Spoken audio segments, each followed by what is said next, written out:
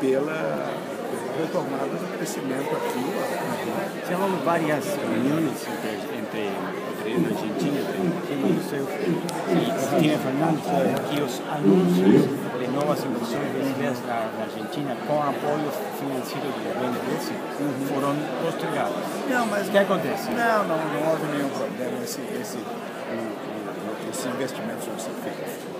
Tem a menor dúvida disso. É simplesmente, aí são coisas da burocracia.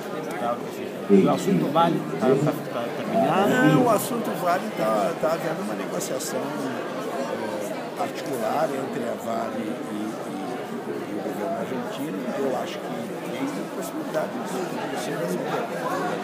Porque a proposta que foi feita pela Argentina é uma boa proposta, ela está sendo estudada. Agora, como eu digo, isso aí é um acordo entre... Não é o governo brasileiro que está vinculado, isso aí é uma empresa privada. Mas não é um fracasso interno? Não, eu espero... Não, claro que se tivesse dado certo, seria ótimo. Seria investimento privado mais importante. Mais importante, e isso permitiria um reequilíbrio estrutural do comércio exterior Argentina-Brasil, que seria uma exportação superior a $1 bilhão, né? E nós estaríamos substituindo potássio de outras regiões do mundo pelo argentino. Enfim, vamos ver. O plano de reorganização desse negócio, ele é mais modesto do que eu tive a oportunidade de conhecer, mas ele permitiria... Vamos ver se dá certo. Eu, pelo menos, sou entusiasta que dê.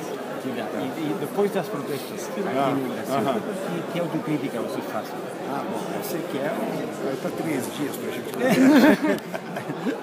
mais uma linha, uma palavra? Eu publiquei um artigo, inclusive, no Página Doce, eu vou escrever outras coisas, mas aí, eu acho que nós estamos enfrentando uma situação insólita, aqui diferente de todos os protestos que nós temos em outras partes do mundo, porque ele é um protesto difuso, ele atinge não só o governo, ele atinge também a oposição.